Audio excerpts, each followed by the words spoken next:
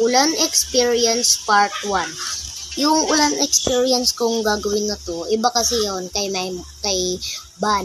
Iba yung ginagawa niya. So, gumagawa pa lang siya ng part 2, tas akin, ginagawa ko pa lang to, hindi pa tapos. So, yun, sana mag-enjoy kayo sa mapapanood ninyo na maganda. Haha. Eto na, start na natin to. Mama, pwede ako ligo ulan? Hindi pwede. Ang lakas-lakas ng ulan, oh. Baka bagyuhin tayo, ay baka tamaan kayo na kidlat habang naliligo dyan. Mama, bilis na. Tignan mo sila, oh. Sila ba, naliligo na ng ulan? Ang saya-saya nila. Kahit na, hindi pwede. Pre, oh, ano yun?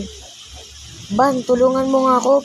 Ikaw magpaalam kay mami para payagan niya ako maligo ng ulan. Yun lang ba, pre? Sige, ako bahala. Tita?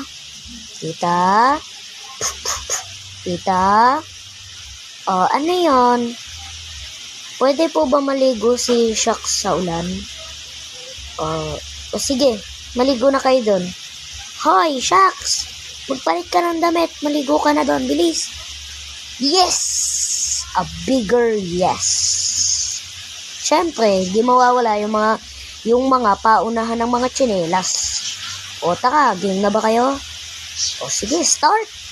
Ready, set, go! Bilis! Lumabang ka! Kaya mo yan! Yes! Akin ang nanguna. Amin ang mga kamay ninyo. Hahampasin ko yan ng tsinelas. Ganun kasi yung ginagawa namin pag panalo ka. Hampasin mo yung tsinelas nila. Yun, so, eto na guys. Talo! So, hindi rin mawawala dyan yung maliligo kayo sa may putik. Yung tumatalon-talon kayo sa putik. Sobrang saya kasi nun eh. Lagi namin ginagawa yung pag naliligo kami ng ulan. Grabe! Uy!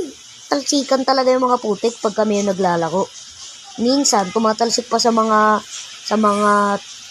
bata na hindi pa pwede maligo ng ulan, binabasa namin. O kaya kukuha kami ng mga cup sa mga kanal, kukuha kami doon ng cup.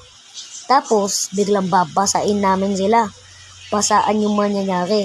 O kaya pag may water gun ka, swerte. Di ka na maghihirap sa pag-reload.